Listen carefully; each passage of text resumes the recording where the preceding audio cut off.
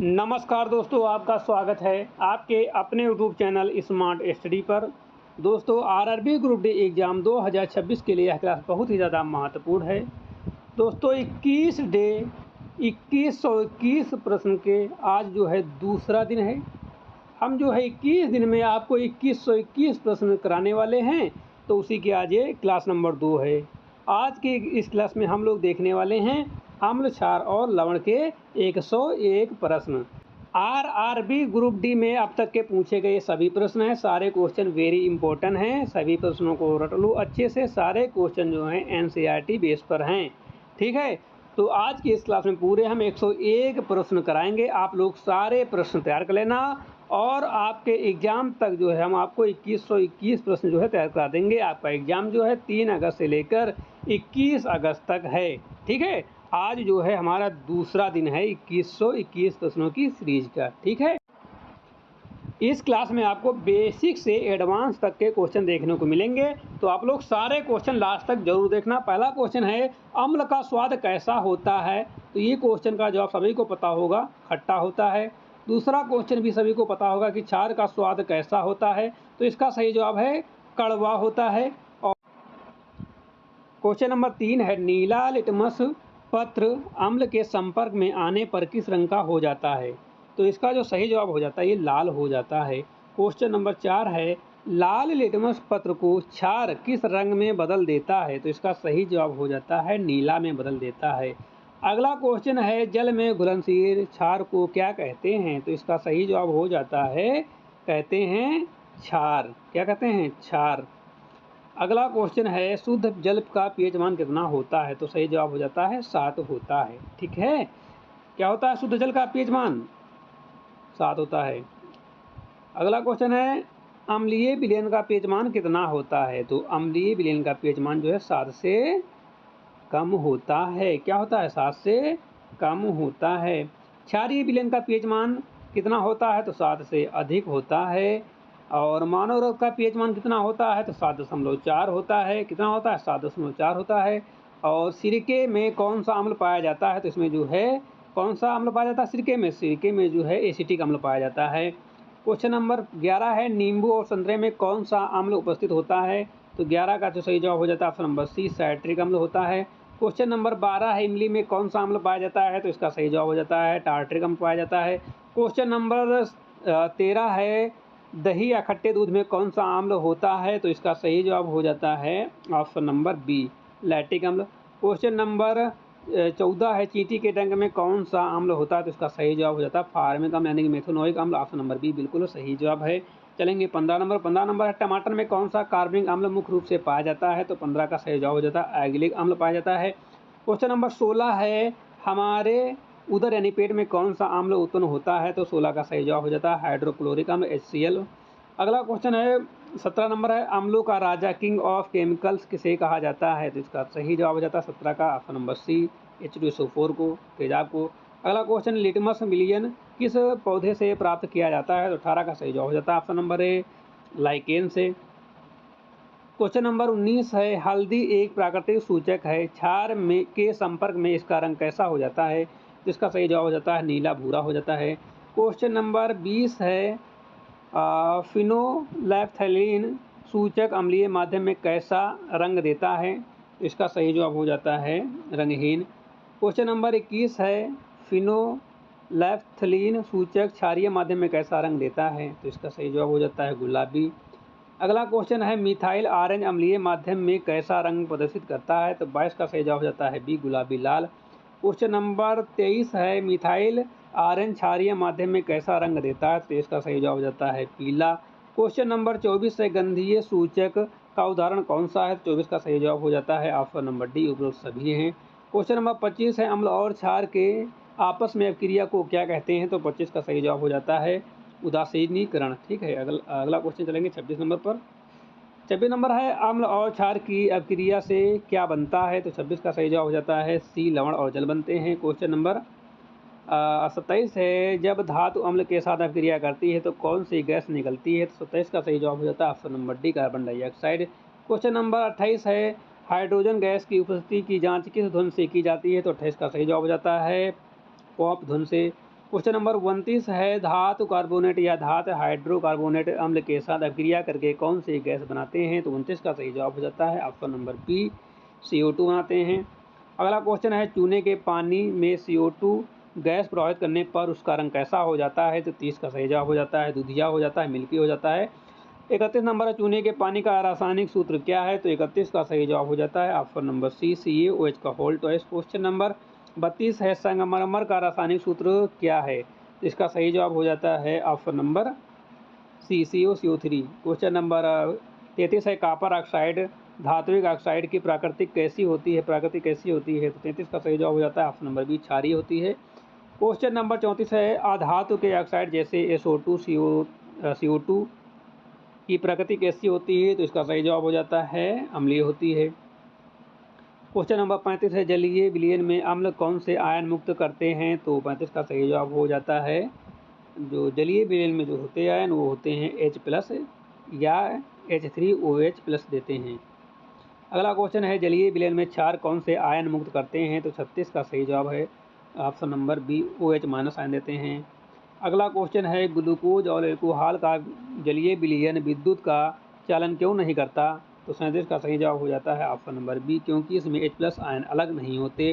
Question number 38 है जल में अम्ल या क्षार के घुलने की प्रक्रिया कैसी होती है? तो 38 का सही जवाब हो जाता है ऑप्शन नंबर बी, उष्माक्षेपी। ठीक है। अगला क्वेश्चन है सांद्र अम्ल में जल मिलाते समय क्या सावधानी रखनी चाहिए? तो 39 का सही जवाब है ऑप्शन नंबर बी, जल में अम्ल को धीरे धीरे हिलाते हुए मिलाना चाहिए। क्वेश्चन नंबर 40 है अम्ल या क्षार के विलयन में जल मिलाने पर आयन की सांद्रता में प्रति इकाई आयतन में कमी को क्या कहते हैं? तो 40 का सही जवाब हो जाता है तनुकरण। अगला क्वेश्चन है pH स्केल की खोज किसने की थी? तो 41 का सही जवाब हो जाता है सोरेनसन ने। क्वेश्चन नंबर 42 है pH स्केल में P का क्या अर्थ होता है? तो 42 का सही जवाब हो जाता है पोन्टेज। ठीक, क्या हो जाता है? पोटेज, शक्ति। 43 नंबर है pH स्केल की रेंज पार्स कितनी होती है? तो 0 से 14 होती है। क्वेश्चन नंबर 44 है यदि विलयन में pH का मान 0 है तो वह विलयन कैसा होगा? तो वो जो होगा अत्यंत अम्लीय होगा। क्या होगा? 44 का ऑप्शन नंबर अत्यंत अम्लीय होगा। ठीक है। अगला क्वेश्चन है यदि किसी विलयन का pH मान 14 है तो वह कैसा होगा? अत्यंत क्षारीय होगा, यानी प्रबल क्षारीय होगा। 46 नंबर है हमारे शरीर का pH परास कितना होता है जिसके बीच वह ठीक से कार्य करता है? तो 46 का सही जवाब हो जाता है ऑप्शन नंबर बी, 7 से 7.8। क्वेश्चन नंबर 47 है वर्षा के जल का pH मान कितने से कम होने पर उसे अम्ल वर्षा एसिड कहते हैं? तो 47 का सही जवाब हो जाता है 5.6 से कम होने पर। क्वेश्चन नंबर 48 है मुंह के भीतर का pH मान कितने से कितने होने पर दांतों का क्षय शुरू हो जाता है? तो 48 का सही जवाब हो जाता है 5.5 से। अगला क्वेश्चन दांतों का इनेमल शरीर का सबसे कठोर पदार्थ है या किससे बना होता है? तो 49 का सही जवाब हो जाता है option number A, calcium phosphate से।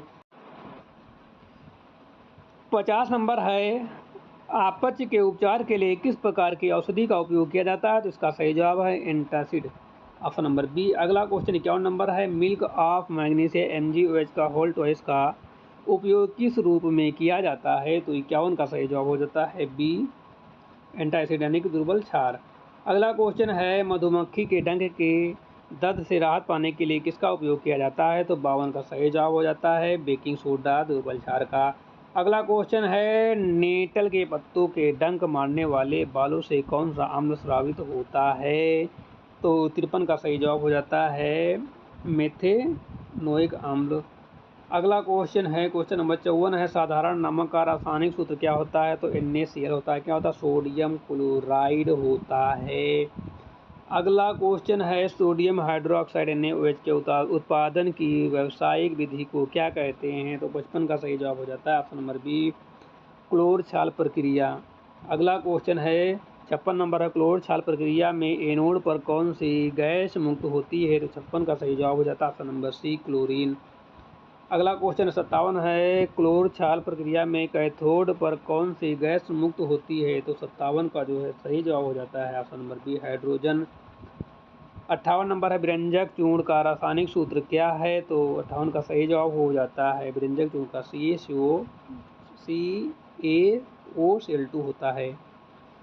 59 नंबर है, शुष्क बुझे हुए चूने पर क्लोरीन की क्रिया से क्या बनता है? तो 59 का सही जवाब हो जाता है ऑप्शन नंबर सी, व्यंजक चूर्ण बनता है। क्वेश्चन नंबर 60 है, पीने के पानी को जीवाणु मुक्त करने के लिए किसका उपयोग किया जाता है? तो 60 का सही जवाब हो जाता है ऑप्शन नंबर बी, व्यंजक चूर्ण। क्वेश्चन नंबर 61 है, बेकिंग सोडा खाने का सोडा का रासायनिक नाम क्या है? तो 61 का सही जवाब हो जाता है option number B, sodium hydrocarbonate, ठीक है, या सोडियम बाइकार्बोनेट। 62 नंबर है, बेकिंग सोडा का रासायनिक सूत्र क्या है? तो बेकिंग सोडा का रासायनिक सूत्र होता है NaHCO3 होता है।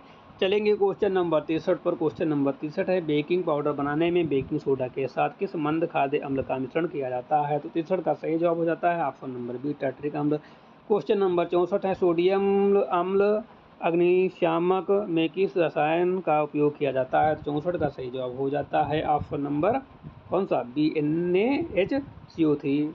क्वेश्चन नंबर 65 है, धावन सोडा का रासायनिक सूत्र क्या है? तो 65 का सही जवाब हो जाता है option number B, Na2CO3.10H2O। Question number 66 है, जल की स्थायी कठोरता को दूर करने के लिए किसका उपयोग किया जाता है? तो 66 का सही जवाब हो जाता है ऑप्शन नंबर सी, धोने का सोडा Na2CO3.10H2O का। अगला क्वेश्चन है 67 नंबर है, बोरेक्स सुहागा के उत्पाद में किस सोडियम यौगिक का उपयोग किया जाता है? तो 67 का सही जवाब हो जाता है सोडियम कार्बोनेट का, ठीक है, सोडियम कार्बोनेट का।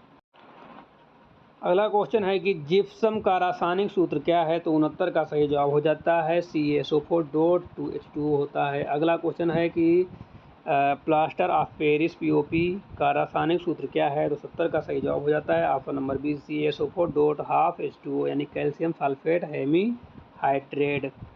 अगला क्वेश्चन है, क्वेश्चन नंबर आपका हो जाता है 71, जिप्सम को किस तापमान पर गर्म करने पर वह प्लास्टर ऑफ पेरिस में बदल जाता है? तो 71 का सही जवाब हो जाता है 100 डिग्री सेल्सियस या 373 केल्विन पर। अगला क्वेश्चन है, टूटी हुई हड्डियों को सही स्थान पर स्थिर रखने के लिए डॉक्टर किसका उपयोग करते हैं? तो 72 का सही जवाब हो जाता है प्लास्टर ऑफ पेरिस का। अगला क्वेश्चन है कि खिलौने और सजावट का सामान बनाने के लिए किसका उपयोग व्यापक रूप से होता है? तो 73 का सही जवाब हो जाता है option number B, plaster of Paris का। अगला क्वेश्चन 74 नंबर है, नीला थोथा ब्लू वाइट रॉयल का रासायनिक नाम क्या हो जाता है? तो इसका सही जवाब हो जाता है 74 का ऑप्शन नंबर बी हो जाता है कॉपर सल्फेट पंच जलीय, यानी कि CuSO4.5H2O। अगला क्वेश्चन हो जाता है क्वेश्चन नंबर 75 है, हरा कशीस ग्रीन विट्रॉयल का सूत्र क्या हो जाता है? तो 75 का सही जवाब हो जाता है FeSO4.7H2O। अगला क्वेश्चन है एक्वा रेजिया किसका मिश्रण होता है? तो 76 का सही जवाब हो जाता है ऑप्शन नंबर बी, सांद्र HCl और सांद्र HNO3 3:1 में। अगला क्वेश्चन है, सोना और प्लेटिनम जैसे उत्कृष्ट धातुओं को घोलने के लिए किसका उपयोग किया जाता है? तो 77 का सही जवाब हो जाता है ऑप्शन नंबर बी, सल्फ्यूरिक अम्ल का। क्वेश्चन नंबर 78 है, प्रबल अम्ल का उदाहरण कौन सा है? तो 78 का सही जवाब हो जाता है ऑप्शन नंबर डी, उपरोक्त सभी हैं। अगला क्वेश्चन है, क्वेश्चन नंबर कौन सा आ रहा है? क्वेश्चन नंबर आ रहा है 79, दुर्बल अम्ल वीक एसिड का उदाहरण कौन सा है? तो 79 का सही जवाब हो जाता है एसिटिक अम्ल, COOH होता है। अगला क्वेश्चन है, प्रबल क्षार स्ट्रॉन्ग बेस का उदाहरण कौन सा है? तो 80 का सही जवाब हो जाता है NaOH। अगला क्वेश्चन निम्नलिखित में से कौन सा एक उदासीन लवण है? तो 81 का सही जवाब हो जाता है NaCl है। अगला क्वेश्चन है, अमोनियम क्लोराइड NH4Cl का जलीय विलयन कौन सा कैसा होता है? तो 82 का सही जवाब हो जाता है अम्लीय होता है। Question number 83, sodium acetate CH3COONA का जलीय विलयन कैसा होता है? तो 83 का सही जवाब हो जाता है क्षारीय होता है। अगला क्वेश्चन, यदि मिट्टी अत्यधिक अम्लीय हो तो किसान उसे उपचारित करने के लिए किसका उपयोग करते हैं? तो 84 का सही जवाब हो जाता है ऑप्शन नंबर बी, बुझा हुआ चूना, CaOH का होल्ट ऐसे बुझा हुआ चूना CO। 85 नंबर है, अम्लीय ऑक्साइड का जलीय विलयन नीले लिटमस को किस रंग में बदल देता है? तो 85 का सही जवाब हो जाता है लाल। अगला क्वेश्चन 86 नंबर है, क्षारीय ऑक्साइड का जलीय विलयन लाल लिटमस को किस रंग में बदल देता है? तो 86 का सही जवाब हो जाता है ऑप्शन नंबर बी, नीला में। और 87 नंबर है, वायुमंडल में किस गैस की अधिकता होने के कारण अम्ल वर्षा होती है? तो 87 का सही जवाब हो जाता है SO2 और NO2 की अधिकता के कारण। अगला क्वेश्चन है, मिल्क ऑफ मैग्नीशिया का pH मान लगभग कितना होता है? तो 88 का सही जवाब हो जाता है 10 होता है। क्वेश्चन नंबर आता है 88 मिल्क ऑफ मैग्नीशिया का पीएच मान लगभग कितना होता है? तो 88 का सही जवाब हो जाता है ऑप्शन नंबर सी, लगभग 10 होता है। क्वेश्चन नंबर 89 है सोडियम हाइड्रोक्साइड NaOH का पीएच मान लगभग कितना होता है? तो 89 का सही जवाब हो जाता है 14 होता है। क्वेश्चन नंबर 90 है जठर रस का पीएच मान लगभग कितना होता है? तो 90 का सही जवाब हो जाता है 1.2 होता है। अगला क्वेश्चन, सेब एप्पल में कौन सा अम्ल मुख्य रूप से पाया जाता है? तो 91 का सही जवाब हो जाता है मैलिक अम्ल पाया जाता है। अगला क्वेश्चन है कि चाय में कौन सा अम्ल पाया जाता है? तो 92 का सही जवाब है टैनिक अम्ल पाया जाता है। अगला क्वेश्चन है विटामिन सी का रासायनिक नाम एस्कॉर्बिक अम्ल है, यह किस में प्रचुर मात्रा में पाया जाता है? तो 93 का सही जवाब हो जाता है ऑप्शन नंबर बी, आंवला और खट्टे फलों में पाया जाता है। अगला क्वेश्चन है कपड़ों से जंग रस्ट के दाग हटाने के लिए किस अम्ल का उपयोग किया जाता है? तो 94 का सही जवाब हो जाता है ऑक्जेलिक अम्ल का प्रयोग किया जाता है। 95 आँख धोने के लिए किस दुर्बल अम्ल का उपयोग किया जाता है? तो 95 का सही जवाब हो जाता है बोरिक अम्ल का उपयोग किया जाता है। क्वेश्चन नंबर 96 है कार के बैक्टीरिया में किस अम्ल का उपयोग किया जाता है? तो 96 का सही जवाब हो जाता है सल्फ्यूरिक अम्ल H2SO4 का प्रयोग किया जाता है। अगला क्वेश्चन, सोडा वाटर और कोल्ड ड्रिंक में कौन सा अम्ल उपस्थित होता है? तो 97 का सही जवाब हो जाता है कार्बनिक अम्ल H2CO3 उपस्थित होता है। अगला क्वेश्चन है अरहेनियस के अनुसार अम्ल वे पदार्थ हैं जो अम्ल में घुलकर क्या देते हैं? तो 98 का सही जवाब हो जाता है option number B, H+ ion देते हैं। क्वेश्चन नंबर 99 है बोरेस्ट लोरी सिद्धांत के अनुसार वह क्षार पदार्थ है जो 99 का सही जवाब हो जाता है ऑप्शन नंबर बी, प्रोटॉन ग्रहण करता है। ठीक है। अगला क्वेश्चन नंबर 100 है लुईस सिद्धांत के अनुसार अम्ल वे पदार्थ हैं जो क्या करते हैं? लुईस वे पदार्थ हैं जो क्या करते हैं? इलेक्ट्रॉन युग्म पेयर को ग्रहण करते हैं। आज का हमारा आखिरी क्वेश्चन 101 नंबर क्वेश्चन है प्लास्टर ऑफ पेरिस को आर्द्रता रोधी बर्तनों में क्यों रखा जाना चाहिए? तो इसका सही जवाब हो जाता है क्योंकि यह नमी को सूखकर कठोर जिप्सम में बदल जाता है और बेकार हो जाता है। ऑप्शन नंबर बी बिल्कुल सही जवाब है। तो बच्चों, हमने बहुत ही कम समय में 101 क्वेश्चन करा दिए। आपको क्लास कैसी लगी? यदि क्लास अच्छी लगी हो तो लाइक कर देना। इसी तरह से सुपर फास्ट क्लास देखने के लिए स्मार्ट स्टडी यूट्यूब चैनल को जरूर सब्सक्राइब करो। मिलते हैं एक नई क्लास के साथ, तब तक के लिए जय हिंद।